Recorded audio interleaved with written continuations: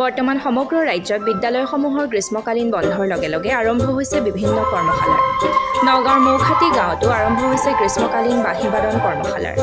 নৱ flute class আৰু DN ফ্লুটৰ সহযোগত বৃন্দাবন সংগীত বিদ্যালয়ত অনুষ্ঠিত কৰা হৈছে এই কৰ্মশালাখনে। শনিবাৰে পুৱাই এই অনুষ্ঠানৰ শুভাৰম্ভ কৰাৰ পাছত প্ৰশিক্ষণ প্ৰদান কৰে নগাঁৱৰ বিশিষ্ট বাঁহীবাদক, সুৰকাৰ, গীতিকাৰ আৰু সংগীত পৰিচালক দীপক কুমাৰ শৰ্মাই।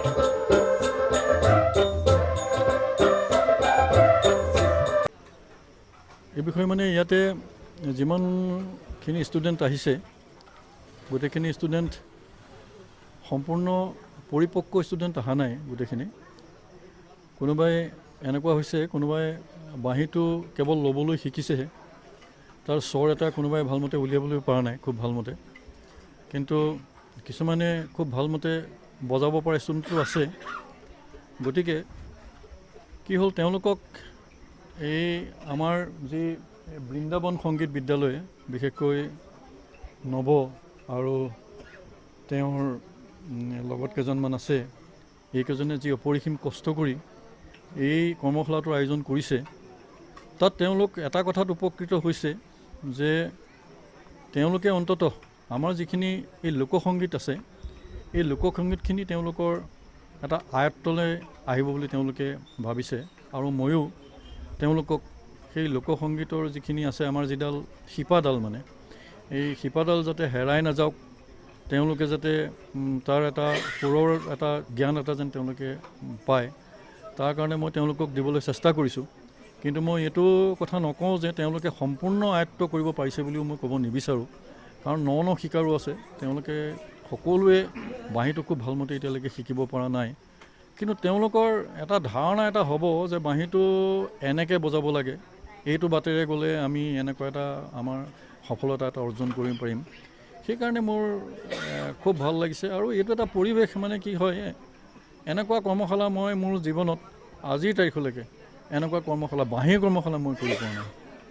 এইটো এটা মানে এটা বৰ মানে সাংঘাতিক আনন্দৰ কথা যে মৌখাটিহেন জেগাত, এনেকুৱা ভিতৰৰ গাঁও অঞ্চলত, এই গাঁৱৰ গোটেইখিনি মানুহ লগ লাগি ইমান সহায় সাৰথি কৰি এনেকুৱা এটা অনুষ্ঠান কৰিছে, এইটো কিন্তু বৰ মানে বিৰল। কিন্তু এইটো খুব নমস্কাৰ, মই নৱজিৎ বৰা। আৰু গ্ৰীষ্মকালীন কৰ্মশালা এবাৰ আমি আয়োজন কৰিছিলোঁ বিষয় বাঁহীবাদনৰ ওপৰত, আৰু প্ৰশিক্ষক হিচাপে আমি আমন্ত্ৰণ জনাইছিলোঁ মোৰ বাঁহীগুৰু নগাঁৱৰে দীপক কুমাৰ শৰ্মা ছাৰ ডাঙৰীয়াক, আৰু তেখেত আজি আমাৰ মাজলৈ আহিলে। আমাৰ ইয়াতে এইবাৰ বাঁহী কৰ্মশালাত বহুত বেলেগ বেলেগ জেগাৰ পৰা আহিছে। আচলতে আমি মানে কেতিয়াও কল্পনা কৰা নাছিলোঁ, আৰু ময়ে বাঁহীৰ লগত জড়িত হৈ থকা প্ৰায় 18 বছৰ 19 বছৰ হ'ল। আজিলৈকে কেতিয়াও বাঁহী কৰ্মশালা নগাঁৱত মই পোৱা নাই, মানে মই নজনাত হ'ব পাৰে বাৰু। গতিকে আমাৰ ইয়াত প্ৰশিক্ষণ হ'বলৈ বৰ্তমান 70জন নামভৰ্তি কৰিছে, 70জনে। আৰু সেই 70জনৰ ভিতৰত কিন্তু ডিব্ৰুগড় আছে, যোৰহাট আছে, দেৰগাঁও আছে, লখিমপুৰ আছে, গহপুৰ আছে, বাক্সা ডিষ্ট্ৰিক্টৰ আছে, ওদালগুৰি আছে, বকুৰ পৰা আহিছে, জাগিৰোড আছে, কাৰ্বি আংলং আছে, এনেকৈ আদিকে কৰি বহুত নতুন পুৰণি বহুতখিনি আহিছে, আৰু সকলোৱে খুব সঁহাৰি পাইছোঁ আচলতে। আৰু পৰিৱেশটো খুব ভাল হৈছে আচলতে। বাঁহীৰ কাৰণে ইমানখিনি যে ওলাই আহিছে, আৰু সকলোৱে বজাব পৰা নাই, কিছুমানে পাৰিছে, তথাপিও শিকিবলৈ যে আহিছে সেইটোৱে বহুত বেছি ভাল লাগিছে। ভবা নাছিলোঁ, তেতিয়া খুব সৰুকৈ আয়োজন কৰিছিলোঁ। মই ঘৰতে বাঁহীৰ ক্লাছ কৰোঁ, নৱ ফ্লুট ক্লাছ বুলি এটা বাঁহীৰ ক্লাছ প্ৰতি দেওবাৰে কৰোঁ, আৰু সেই ক্লাছটোৰ পৰাই আমি কৰ্মশালাখন আয়োজন কৰিছিলোঁ সেই সীমিত কিছু ছাত্ৰ ছাত্ৰী লৈ। কিন্তু আমাৰ ইমান এটা বিশাল সমাগম হ'ব বুলি আমি বাঁহীৰ ক্ষেত্ৰত কেতিয়াও ভবা নাছিলোঁ, আৰু আমাক এই ক্ষেত্ৰত সহায় কৰিছে বাঁহীৰ ছাত্ৰ মোৰ বন্ধু জানুপ্ৰাণ, অবিনাশ ৰাজা, ডিম্পল, ৰঞ্জিত, এই গোটেইখিনিয়ে যথেষ্টখিনি সহায় কৰিছে, অভিভাৱকসকলে সহায় কৰিছে। লগতে আমাৰ দীপক ছাৰৰ পৰা আমি দিহা পৰামৰ্শ যথেষ্টখিনি পাইছোঁ। গতিকে সেইমতে আগবাঢ়িছোঁ।